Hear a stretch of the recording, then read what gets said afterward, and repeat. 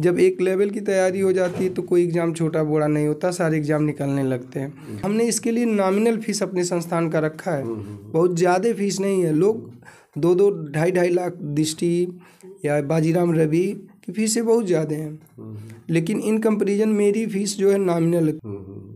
और ऑनलाइन की बात जहाँ तक है तो ऑनलाइन में क्या है कि हम कोई भी चीज़ पढ़ें लिखें उसको बार बार रिपीट करें प्रोएक्टिव तरीके से। और हम लोग जो ऑनलाइन पढ़ते हैं उसमें रिपीट का बहुत कम चांस रहता है।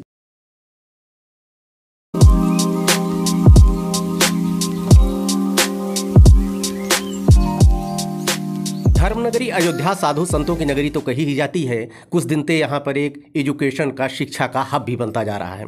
और यहाँ पर जो कोचिंग के लिए लोग दिल्ली जाते थे, इलाहाबाद, प्रयागराज जाते थे, अब अयोध्या में ही आपको मिलती है। हमारे साथ बैठे हैं इस समय नंद किशोर पांडे जी, कौटिल्य एकेडमी अयोध्या कोचिंग है। अभी हमारा एक फ़र्ज़ ये भी बनता है अयोध्या में रहने के नाते कि मैं यहाँ पर जितनी भी शिक्षण संस्थाएं हैं उनका भी आपको परिचय कराता चलूँ। तो हमारे सामने बैठे हैं कौटिल्य एकेडमी के नंद किशोर पांडे जी। अयोध्या दर्पण में आपका स्वागत है। पहले तो जी धन्यवाद, आप आए इसके लिए आपको बहुत बहुत धन्यवाद, और हमारा सबके साथ इंटरेक्शन करा रहे हैं इसके लिए भी बहुत धन्यवाद। जी।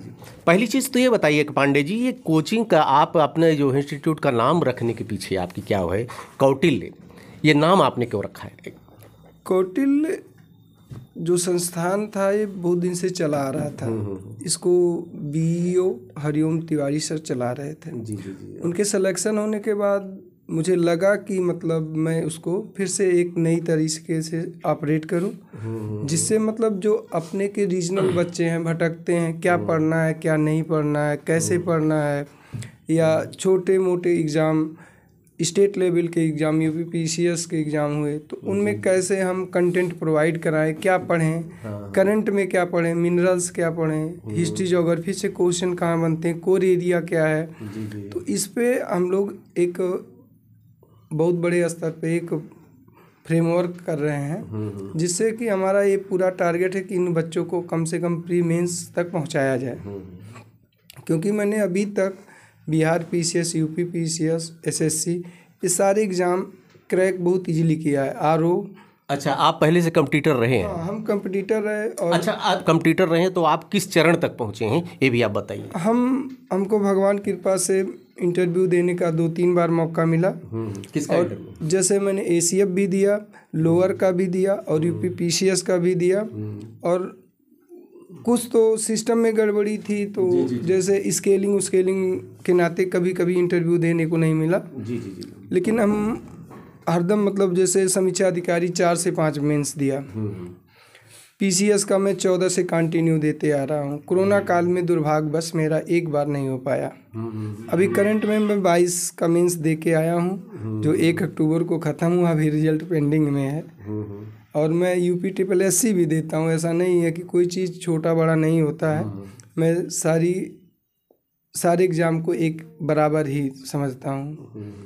जब एक लेवल की तैयारी हो जाती है तो कोई एग्ज़ाम छोटा बड़ा नहीं होता, सारे एग्ज़ाम निकलने लगते हैं। तो इसके लिए क्या है कि हम मार्केट में बुक बहुत सारी हैं, लेकिन बच्चे यही नहीं समझ पाते हैं हमें क्या पढ़ना है, कैसे पढ़ना है, स्ट्रेटजी क्या होनी चाहिए, बेस्ट कैसे कर सकते हैं, जैसे किसी रास्ते को। अच्छा, एक चीज़ बता दीजिए, कोचिंग की क्या आवश्यकता है, जो ऑफलाइन कोचिंग की, जब सारी सामग्री आप खुद बता रहे हैं इंटरनेट, सोशल मीडिया पर ही उपलब्ध है, तो कोचिंग की क्या इंपॉर्टेंस है? देखिए, एक पुस्तक विक्रेता के पास सारी पुस्तक होती है, लेकिन वो कभी कोई परीक्षा क्रैक नहीं कर सकता। और ऑनलाइन की बात जहाँ तक है तो ऑनलाइन में क्या है कि हम कोई भी चीज़ पढ़ें लिखें उसको बार बार रिपीट करें प्रोएक्टिव तरीके से। और हम लोग जो ऑनलाइन पढ़ते हैं उसमें रिपीट का बहुत कम चांस रहता है। केवल हम लोग एक बार उसको इंटरटेनमेंट के रूप में देख लेते हैं, समझ तो आती हैं, लेकिन अगर हम डिस्क्रिप्टिव मॉडल में लिखना चाहें या 1 महीना बाद हम उस कंटेंट को देखना चाहें तो हमारे लिए वो समस्या है कि हम कौन सा कंटेंट देखें और उसको हम कैसे फिर से रिव्यू करें, तो ये सबसे बड़ी समस्या है। इसलिए जो है ऑफलाइन क्लासेस महत्वपूर्ण स्थान रखती हैं। तो आपकी सिविल की तरफ से रुझान कैसे हुआ कि सिविल, ये आपको मोटिवेशन कहाँ से? सिविल का एग्ज़ाम मैं वैसे तो देता ही रहा। जी, जी, और भगवान की कृपा से मेरा प्री और मेंस में हरदम होता रहा। जी, जी, जी, जी। लेकिन चेंजिंग पैटर्न, जैसे पहले हम लोग सब्जेक्टिव देते थे, अब सी सेट से देते हैं। तो अब ऐसे ऐसे पहले हम क्वेश्चन को 700 वर्ड में लिखते थे, अब हमको 250 और 180 वर्ड में लिखने पड़ रहे हैं। तो ये चैलेंज में मैनेजमेंट करना समस्या था। इसलिए इस मैनेजमेंट को मतलब समाधान करने का सबसे बेस्ट तरीका है कि प्रैक्टिस किया जाए। और हमारे जो नॉर्थ इंडिया पूरी है इसी समस्या से ग्रसित है। पढ़ते तो बहुत ज़्यादा हैं, 6-7 साल 8 साल हो जाता है, प्री के लिए तरस जाते हैं। वो बेचारे पूरा हिस्ट्री पढ़ते हैं, फिर ज्योग्राफी पढ़ते हैं, फिर वही हिस्ट्री पढ़ने लगते हैं। अगर हमको किसी को पिछाड़ना है तो उसको आगे से दौड़ के पिछाड़े।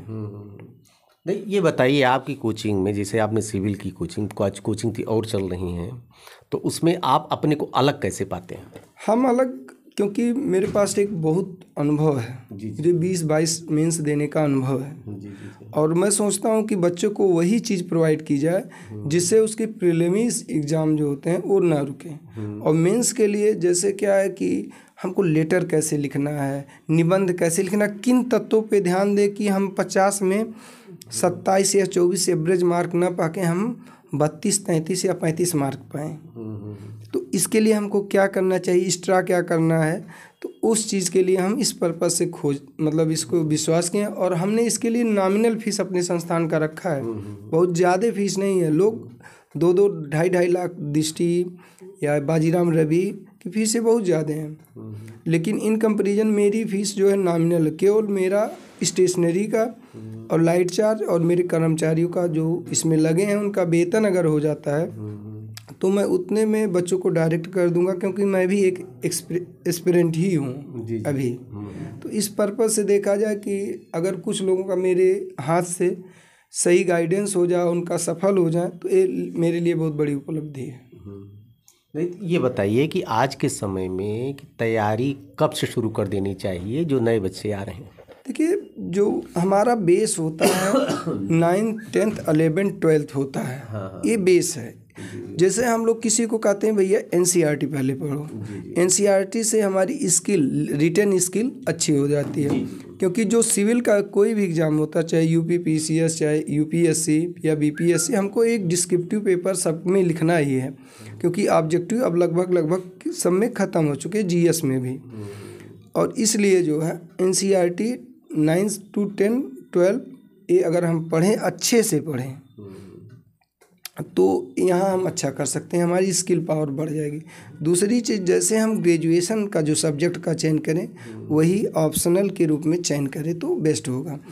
और हिंदी इंग्लिश में क्या है, हिंदी इंग्लिश में टेक्निकल है थोड़ा अंतर।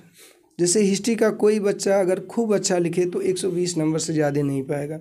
लेकिन वही मैथ का या फिजिक्स का या केमिस्ट्री का या कोई साइंस, मतलब मेडिकल साइंस का लड़का है या इंजीनियरिंग बैकग्राउंड का लड़का है, वो जो है वहाँ पे मैक्सिमम मार्क 180। इसका मतलब आप मानते हैं कि मीडियम का असर होता है? मीडियम का तो असर श्योर होता है, आने वाले समय में देखने को मिल रहा है। नहीं, पहले आप इतना देर आप खुद कंप्यूटर रहे हैं तो मीडियम के असर, आपका किस मीडियम में रहे सर? मीडियम मेरा हिंदी ही रहा। जी। लेकिन इंग्लिश मीडियम की आप इम्पोर्टेंस मानते हैं? हाँ, मानते हैं। इंग्लिश मीडियम इसलिए ज़रूरी है कि क्योंकि उसके कंटेंट एथेंटिक होते हैं। जी। कंटेंट एथेंटिक होते हैं, जबकि लेबोरियस स्टूडेंट होते हैं हिंदी मीडियम के। अच्छा, वैकल्पिक विषय का चुनाव, देखिए वैकल्पिक विषय की बहुत इंपॉर्टेंस है सिविल में जी। तो वैकल्पिक विषय का चुनाव करते समय क्या ध्यान रखना चाहिए स्पेशली? जिसमें आपका रिप्रेजेंटेशन अच्छे से हो, जिसको आप सही से समझें और उसको भावनात्मक तौर पे लिखें, मतलब उसकी पूर्ण अभिव्यक्ति आपके कॉपी पे होनी चाहिए। और जैसे आप एक छोटे बच्चे को पढ़ाते वक्त बताते हैं चीज़ें, वैसे ही आपकी कॉपी होनी चाहिए। क्योंकि प्रोफेसर को सारी चीज़ें, जो एग्जामिनर हो उसको सारी चीज़ें समझ में आनी चाहिए। ये बताइए कि 3 चरण होते हैं सिविल में, प्री होता है, मेंस होता है और इंटरव्यू होता है। तीनों चरण की क्या क्या स्ट्रेटजी लोगों को अपनानी चाहिए? यहाँ पर देखता हूँ कि लोग प्री की तैयारी में रहते हैं, मेंस के लिए समय बहुत कम मिलता है, 2-3 महीने मिलता है, उसके बाद मेंस भी क्लियर हो जाता है तो इंटरव्यू तो चलिए वो तो अलग उसका नेचर है। तो प्री और मेंस के बीच में बहुत कम समय मिलता है, इसलिए प्री और मेंस की स्ट्रेटजी क्या अपनानी चाहिए? देखिए, जहाँ तक मेरा सवाल है, प्री और मेंस और इंटरव्यू एक कोई अलग प्रक्रिया नहीं है, जबकि एक ही प्रक्रिया के सब अंग हैं। प्री थोड़ा क्या होता है आज के समय में प्री निकालना, क्योंकि एक टॉप एग्ज़ाम है, 5 लाख के करीब बच्चे बैठते हैं, तो इसमें ये हो जाता है कि जैसे प्री में बच्चों की संख्या ज़्यादा है, वहाँ से अच्छी खासी छटनी हो जाती, लगभग 4,90,000 की। अब मेंस में क्या होता है, रिप्रेजेंटेशन। वहाँ रिप्रेजेंटेशन मैटर तो आप सब जानते हैं, जब प्री क्वालिफाई किए हैं तो मैटर में आपकी कमी नहीं है, क्योंकि यही मैटर को वहाँ एक्सप्लेन फॉर्म में लिखना रहता है, तो मैटर की कमी नहीं, बस आपको वहाँ पे रिप्रेजेंटेशन स्किल कितनी अच्छी है, रिटेन स्किल कितनी अच्छी है। तो और जब हम इंटरव्यू देते हैं तो उसी का रिप्रेजेंटेशन आप बॉडी लैंग्वेज से या किसी समस्या को कैसे आप अच्छी तरीके से मैनेज करते हैं और लोगों के सामने आपका रिप्रेजेंटेशन कैसा है, ये है। इसलिए हम कहेंगे तीनों प्रक्रिया एक ही हैं। अच्छा, 2 प्रक्रिया की तो बात आपने की, प्री मेंस की, इंटरव्यू की आपने चर्चा ही नहीं की। तो इंटरव्यू के लिए क्या आपके पास कोई कार्य योजना है पहले से? हाँ, जैसे मेरे ग्रुप के लगभग इस समय 6 लोग एसडीएम हैं और 4-5 लोग डीएसपी हैं। अभी जैसे हमारे एक खास दोस्त रहे, रूम पार्टनर भी रहे, मंगलेश दुबे, इस समय एसडीएम बलरामपुर, गिरीश द्विवेदी एसडीएम बनारसी और सत्यम मिश्रा एसडीएम, और ये रहे आपके सुशील भैया रहे, मेरे गुरु भी रहे, वो डीएसपी सीतापुर, और राहुल सिंह ये नोएडा के एक्साइज इंस्पेक्टर रहे। तो ऐसे हमारे बहुत अच्छे दोस्त हैं। तो ये लोग ने ही मुझे कहा कि आप ऐसा काम कीजिए और हम आपको मेंटर तौर पे परामर्श देते रहेंगे आपको, और जब भी मेरी ज़रूरत होगी इंटरव्यू के लिए तो हम आपके लिए स्पेशल टाइम निकाल के आपके बच्चों को अच्छी तरीके से गाइड करेंगे कि कैसे हम इंटरव्यू फेस करते हैं। अच्छा, क्या कौटिल्य की और शाखाएं हैं आपकी? नहीं, कौटिल्य की हमारी केवल एक, अयोध्या कौटिल्य की एक ही शाखा है। आने वाले भविष्य में हमारा टारगेट है, क्योंकि हम लखनऊ या दिल्ली प्रयागराज में भी विस्तारित करेंगे, क्योंकि वहाँ जो है फाइनेंशियल पूंजीपति लोग हैं, उनको मैं डिफीट नहीं कर सकता। मेरे पास पूंजी 5 लाख की है, वो 500 करोड़ की पूंजी, उनके सामने हम टिक नहीं सकते। लेकिन हमारी भविष्य की योजना है कि मेरी संस्थान दिल्ली, प्रयागराज और लखनऊ में भी खुले, और मैं बहुत ज़्यादा दिन नहीं, 1 से 1.5 साल के अंदर मैं अपना संस्थान का एक्सपेंशन जरूर करूँगा। एक तो आप प्रत्यक्ष उदाहरण हैं कि आपके जितने मित्र हैं बहुत लोग सिलेक्ट हो चुके हैं, आप में भी कोई कमी नहीं, बस किस्मत ने साथ नहीं दिया। हाँ। ये माना जाता है। नहीं, अब देखिए, स्टार बहुत चीज़ होती है। हाँ, मेरे वही कहा जाता है कि जैसे 99% कर्म पे 1% भारी हो जाता है। मुझे मौका 6 बार मिला। कितना इंटरव्यू फेस किया आपने? मैंने 3 इंटरव्यू और 3 समीक्षा अधिकारी जो दिया, तो मुझे फाइनल का 6 बार मौका मिला। लेकिन अब किस्मत जो होती है, और मैं तो यहीं पे एक प्रश्न ये भी उठ जाता है तुरंत कि क्या, जैसे ये आपका सिविल बहुत पेशेंस मांगता, बहुत धैर्य मांगता है, टूटना नहीं चाहिए, और कुछ गवर्नमेंट की एक पॉलिसी है, उम्र भी, समय सीमा भी इतना बढ़ा दिए हैं 40 ईयर तक, कि आदमी बहुत पेशेंस रख नहीं पाता। तो क्या प्लान बी लेकर चलना आज के समय में सही है कि क्या केवल एक टारगेट पे, केवल सिविल पे आप रह सकते हैं? नहीं, व्यक्ति के पास 2 प्लान होने ही चाहिए, प्लान ए और प्लान बी। मेरा प्लान ए तो वो है, लेकिन जब तक ले नहीं है तब तक ले प्लान बी, और अपने दोस्तों, अपने क्षेत्र के, अपने ज़िले के लोगों को और भी लोगों को आगे बढ़ाने का मेरा सपना है। क्योंकि एक सिविल सेवक मतलब समाज सेवा। समाज सेवा यहाँ से भी किया जा सकता है, केवल नौकरी पाके हम समाज सेवा नहीं कर सकते। ये भी हमारा समाज सेवा है, और ये हम समझते हैं उससे भी अच्छा समाज सेवा है। आपने फीस के बारे में इशारे ये कहा कि सबसे कम फीस है, जो केवल मेरा एक्सपेंसेस खर्चे निकल जाए उसी पे आप जो है शिक्षा देते हैं, लेकिन फीस क्या है ये नहीं बताया आपने।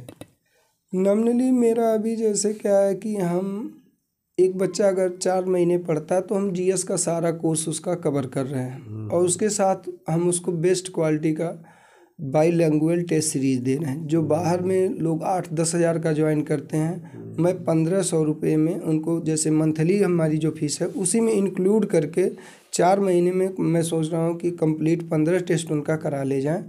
और जो 2023 के बच्चे फोकस हैं, तो उससे अगर जुड़े तो टेस्ट सीरीज उनके लिए काफ़ी महत्वपूर्ण है। और क्योंकि वो बाईलैंग्वेज में कुछ क्वेश्चन ऐसे आते हैं, जैसे यूपीएससी देता है कि मतलब लौह का पेड़ जैसे वर्ड के लिए, तो लौह इस्पात उद्योग को देता लौह का पेड़, तो वो इंग्लिश और हिंदी की समस्या आ जाती है। तो वो समस्या के लिए मैं सोचा कि बच्चा हमारा जो यहाँ का रीजनल है, अगर उसको हिंदी में नहीं समझ में आ रहा है तो इंग्लिश पे भी थोड़ा ध्यान दे, जिससे क्वेश्चन में क्लियरिटी आ जाए। और जैसे क्लियरिटी आ जाएगा तो अगर यहाँ से नहीं समझ रहा तो यहाँ से समझ जाएगा, तो उसका क्वेश्चन गलत होने से बच जाएगा।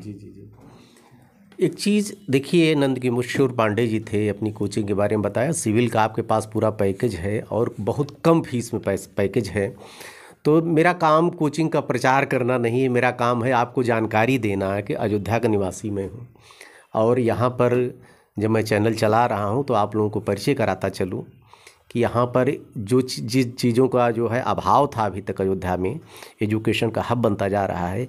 एक कोचिंग आपकी कौटिल्य भी है, और अभी सबसे बड़ी चीज़ इंडिया, ये खुद कंप्यूटर रहे हैं। यहाँ पर तो लोग कोचिंग चलाते हैं लेकिन कंप्यूटर खुद नहीं होते हैं, वो तो खाली शिक्षकों को की व्यवस्था कर लेते हैं और उन्हीं से पढ़वाते हैं, खुद वो सही तरीके से चीज़ों को जज नहीं कर पाते हैं। लेकिन नंद किशोर पांडे जी के साथ है, ये खुद कंप्यूटर हैं, और आप 5 6 इंटरव्यू आपने खुद फेस किया है। इसलिए एक बार आप कौटिल्य की तरफ आएँ, क्या है इनके पास, क्या व्यवस्था है, सारी चीज़ों को जानें। एक बार फिर आपको ढेर सारी शुभकामनाएं आपको, और आप आगे बढ़े पांडे जी। कुछ मैसेज आप देते हैं हमारे जितने लोग देख रहे हैं। मैं लोगों को यही कहना चाहता हूँ, जो बच्चे इस फील्ड में हैं वो सही सलाह पे सही दिशा में और अपना टारगेट फिक्स कर लें, हमें क्या करना है। सपना एक देखें, उसी में खाएं, उसी में सोएं और उसी में जिएं। तो हम अपने टारगेट को अचीव बहुत आसानी से कर लेंगे। टारगेट चेंज नहीं करना है। फिर एक बार नए वीडियो के साथ, और अब मेरा एक अभियान ये भी चल रहा है कि जितनी शिक्षण संस्थाएं हैं हमारी अयोध्या में, सबसे आपको परिचित कराता रहूँ। ढेर सारी शुभकामनाएं। अगले वीडियो में फिर आपसे मिलते हैं। धन्यवाद।